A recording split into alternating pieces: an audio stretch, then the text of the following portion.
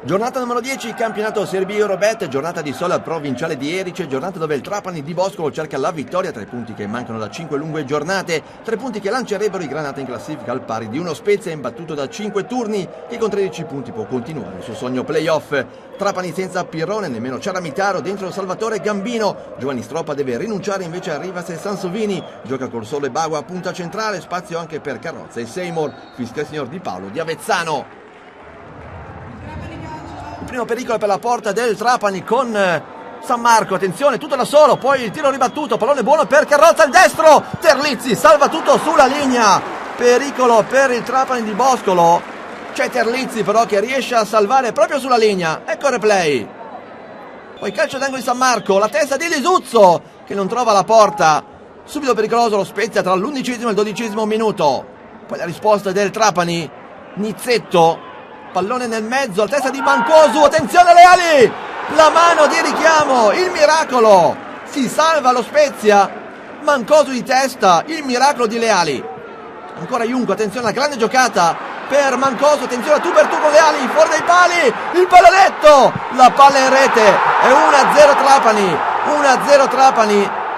Matteo Mancosu, pallonetto perfetto, esulta, lui la panchina, gol numero 6, al minuto 21, ma che gran giocata quella di Junco. Ancora il Trapani, Gambino ruba palla, ancora per Mancosu, lanciato in porta, lo insegue Lisuzzo, c'è anche Ceccarelli, attenzione sinistro, Leali, poi ancora Ceccarelli, si salva lo Spezia, vicino al raddoppio il Trapani, ancora Matteo Mancosu, questa volta però Leali c'è. 37esimo, ci prova Carrozza, fa tutto da solo, si accentra il sinistro, controlla Nordi, non piace però lo Spezia a Giovanni Stroppa, pronto il cambio, fuori Bovo, dentro Catellani, al 4-3 con Carrozza e Bagua, è proprio Catellani, minuto 44 però, attenzione c'è il grande pericolo ancora per la porta di Leali, Pacilli, sbaglia però la conclusione,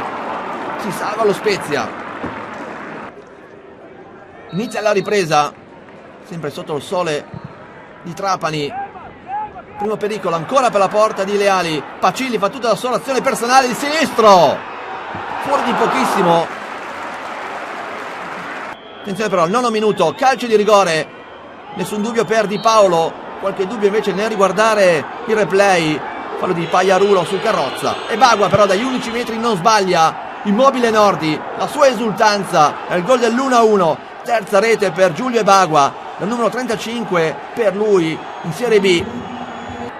Poi attenzione ancora allo Spezia che ha preso fiducia, San Marco però, il tiro di Carrozza, la respinta di Nordi, poi San Marco non riesce a colpire e a battere Nordi col ginocchio, mette fuori.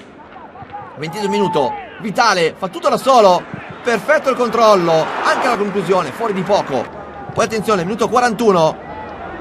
lancio lungo di Nordi per Mancosu ancora una volta, con l'esterno del piede destro, Leali in due tempi, si salva ancora lo Spezia. Finisce così però la partita 1-1 a Trapani, un punto che serve a poco ad entrambe le formazioni. Trapani che sale a 11 punti, Spezia a 14, ma là davanti nessuno aspetta.